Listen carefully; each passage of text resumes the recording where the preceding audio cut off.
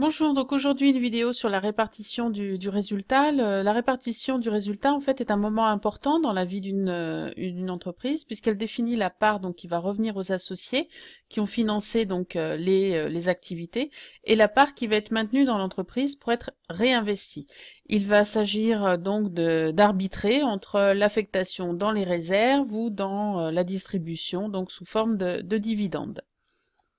Donc tout d'abord, le résultat, donc on va partir du résultat net de l'exercice, celui donc après notamment paiement de l'impôt sur les sociétés. Et c'est ce résultat net donc qu'on va répartir, donc après les réintégrations, etc. pour calculer le résultat fiscal et après déduction donc de l'impôt. Alors premier cas de figure, donc le résultat est un bénéfice. Dans ce cas-là, donc il va falloir le répartir entre les associés et les réserves et c'est là que l'arbitrage va se faire. Ou bien c'est une perte, et là dans ce cas-là, cette perte va être à reporter sur les prochains bénéfices des années futures. Alors, on va commencer par voir l'affectation du résultat dans une société anonyme ou une société à responsabilité limitée. On verra qu'en fait, c'est le même procédé, seulement dans une société anonyme, on va parler d'actionnaires, alors que dans une SARL, on va parler d'associés. Dans une société anonyme, on parlera d'actions, alors que dans une SARL, on parlera donc de parts. Voilà, c'est surtout en termes de vocabulaire, mais au niveau comptable, donc c'est la même chose. Donc, pour répartir donc le résultat, il faut prendre en compte des contraintes légales, puisque la loi impose de mettre une partie des bénéfices en réserve, des contraintes donc qui sont prévues dans les statuts, puisque les statuts donc peuvent prévoir de laisser une partie du bénéfice chaque année en réserve, ou au contraire verser un montant minimal de dividendes. Et puis ensuite, il faut attendre donc la décision de l'Assemblée générale ordinaire qui doit être tenue dans un délai de 6 mois après la clôture de l'exercice. Et cette Assemblée donc générale ordinaire va prendre les décisions concernant donc les comptes de l'année écoulée.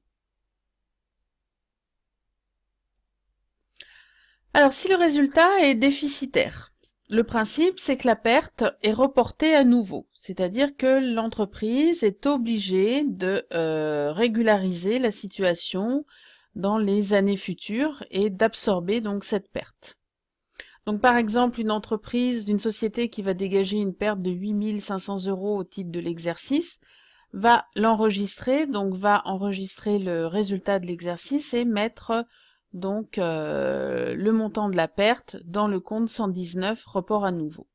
Et c'est ce compte qui sera petit à petit donc absorbé sur les résultats futurs.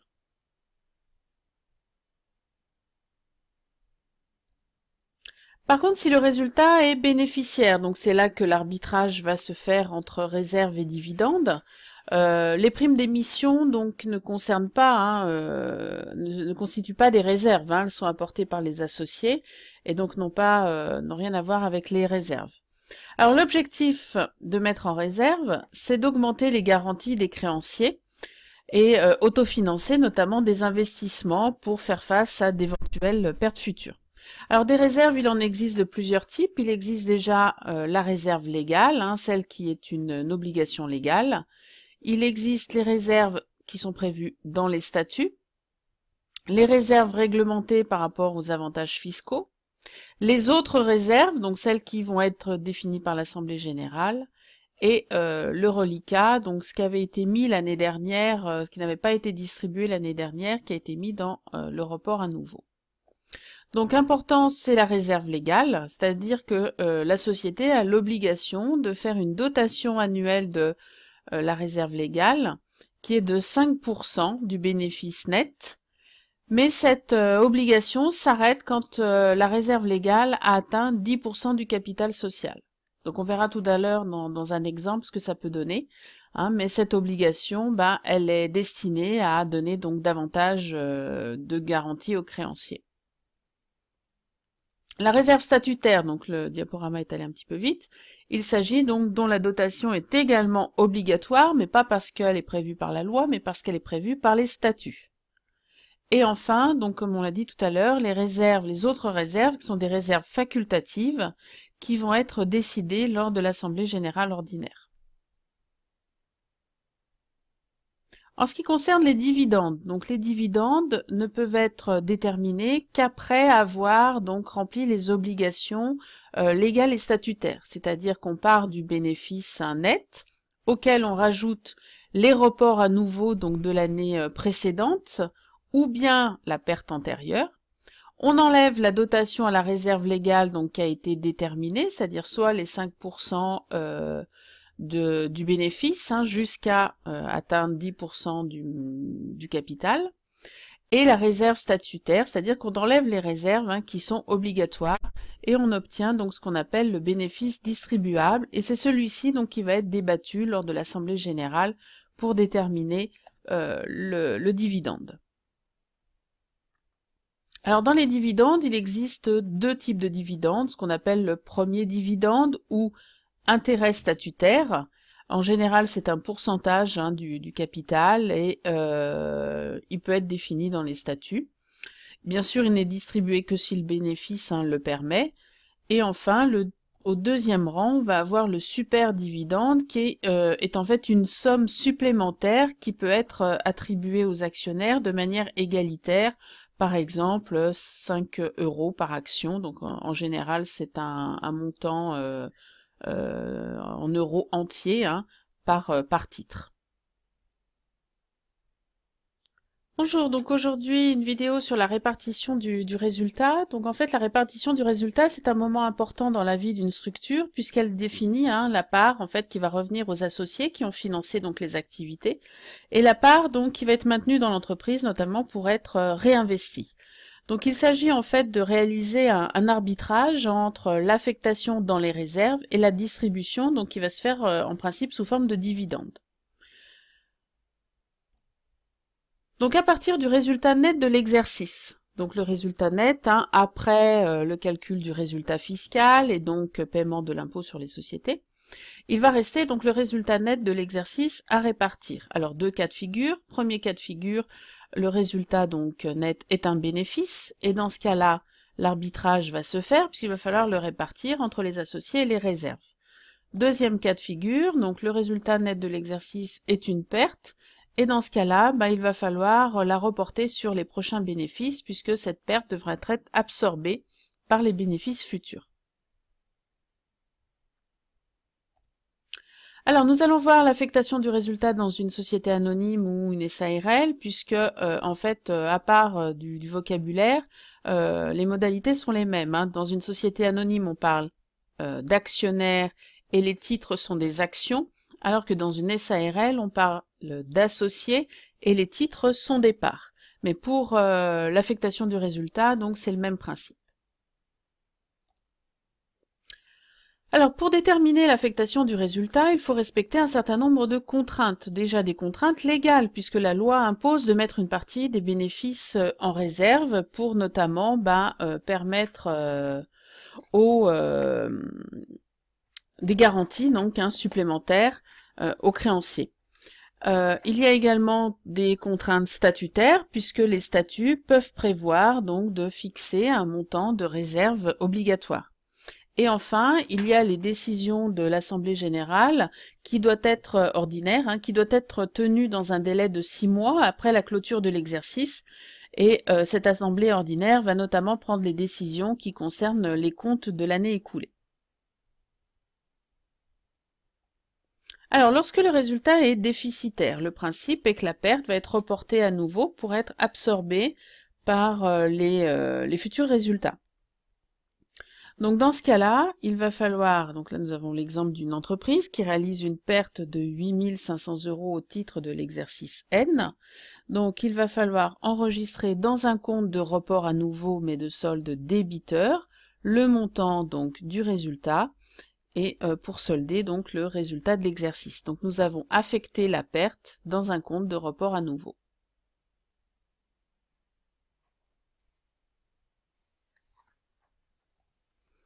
Si le résultat cette fois est bénéficiaire, donc l'arbitrage va se faire entre les réserves et les dividendes, attention, les primes d'émission ne constituent pas des réserves, et ces réserves, donc comme je vous l'ai dit tout à l'heure, servent à augmenter donc les garanties des créanciers, mais également à autofinancer des investissements ou éventuellement à faire face à des pertes futures. Alors il existe différents types de réserves. La première, donc la réserve légale, c'est une obligation prévue par la loi. Donc la loi oblige les sociétés à faire une dotation annuelle de 5% du bénéfice net. S'il y a des pertes, bien sûr, on va diminuer les pertes avant, mais la dotation est de 5% du bénéfice. Mais cette dotation donc s'arrête, n'est plus obligatoire quand la réserve cumulée sur plusieurs années, atteint 10% du capital. Donc on verra tout à l'heure dans un exemple. Il y a ensuite autres réserves obligatoires, les réserves statutaires. Donc là, elles ne sont pas définies par la loi, mais elles sont définies dans les statuts, dans le contrat de société, qui peut prévoir donc un montant minimum ou un taux de dotation aux réserves statutaires obligatoires. Il y a les réserves réglementées, mais là on est plus dans l'objectif d'obtenir des avantages fiscaux. Les autres réserves, donc c'est à l'Assemblée générale ordinaire de définir le montant, c'est à ce moment que va se faire l'arbitrage, puisqu'en fonction du bénéfice distribuable, eh bien les actionnaires ou les associés vont pouvoir déterminer quel est le montant qu'ils mettent dans la réserve facultative ou le montant qu'ils mettent dans les dividendes. Une fois qu'ils vont avoir fait cet arbitrage, s'il reste un montant qui n'est pas affecté, il sera mis dans le report à nouveau. Alors pour les dividendes, il existe, on ne peut pas calculer les dividendes directement, le calcul donc du montant pour les dividendes à distribuer doit se faire sur le bénéfice distribuable. C'est-à-dire que c'est le bénéfice, une fois qu'on a rempli toutes les obligations, c'est-à-dire, bon, on a mis le report à nouveau de l'année précédente, on l'ajoute s'il était bénéficiaire, on le déduit s'il était en report à nouveau débiteur, mais on enlève donc la réserve légale et on enlève la réserve statutaire, donc les deux réserves qui sont obligatoires. On obtient alors le bénéfice distribuable et c'est celui-ci qui va faire l'objet de l'arbitrage à l'Assemblée générale ordinaire. Il existe deux types de dividendes, donc le premier dividende qui est appelé également intérêt statutaire, parce qu'il est calculé donc sur la partie versée et non remboursée de l'action. Donc là c'est au départ, il peut être prévu dans les statuts, c'est souvent un pourcentage du capital. Et enfin le super dividende qui représente en fait une somme supplémentaire qui est attribuée à l'ensemble des actionnaires, et là on est souvent sur un montant en euros entiers par action, dans la plupart des situations. Donc deux types de dividendes. Alors prenons comme exemple une société qui a un capital d'1 million d'euros, qui est divisé donc en 10 000 titres de 100 euros, et qui a réalisé un bénéfice net de 128 000 euros. Les statuts donc ne prévoient pas de réserve statutaire. La réserve légale donc depuis plusieurs années s'élève désormais à 90 000 euros avant cette nouvelle répartition. L'intérêt statutaire est de 5% du capital. Au cours de l'Assemblée donc générale ordinaire, les associés ont décidé d'affecter la somme de 30 000 euros dans la réserve facultative et le reste donc d'attribuer un super dividende de 4 euros par action. Alors première chose, c'est de calculer la réserve légale. Donc la réserve légale, comme on l'a dit tout à l'heure, c'est 5%, donc la dotation doit être de 5% du bénéfice, donc là 6 400, mais cette obligation s'arrête lorsque la réserve légale atteint 10% du capital. Donc 10% du capital, ça fait 100 000. Elle est déjà à 90 000, cette réserve légale. Donc on a encore une dotation possible, une dotation obligatoire jusqu'à 10 000 euros. Donc on prend le montant bien évidemment toujours le plus bas. Donc là les 5% pourront faire l'objet d'une dotation 6 400 euros pour la réserve légale, puisqu'on n'a pas atteint encore le maximal de 10 000.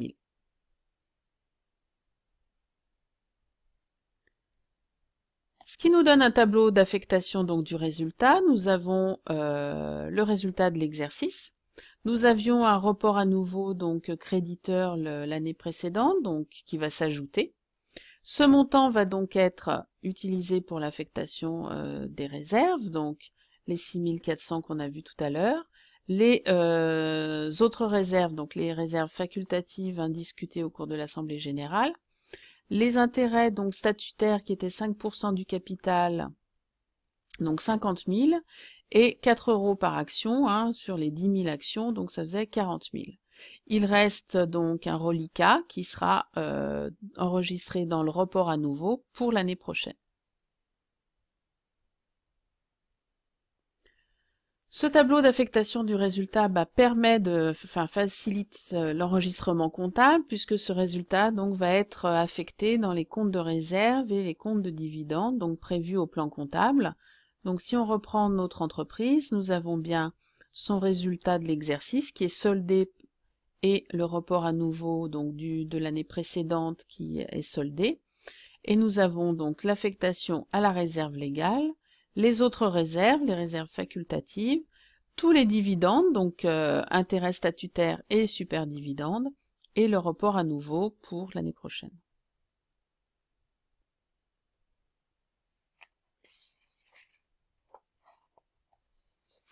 Dans une entreprise individuelle, donc les choses sont plus simples, dans une entreprise individuelle, le résultat est affecté directement au capital. Donc si le résultat est bénéficiaire, il va augmenter le capital. Dans le cas contraire, il va le diminuer. Donc là, dans notre cas, par exemple, nous avons un magasin de cycles qui est exploité par Monsieur Marois.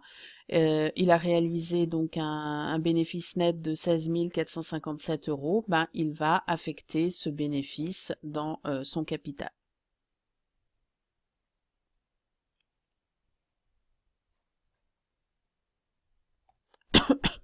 Alors une fois qu'on a réparti le bénéfice, c'est bien évident que dans le bilan, après répartition, le résultat est égal à 0. Il n'existe plus puisqu'il a été soldé et réparti donc dans des comptes de réserve et des comptes de dividendes.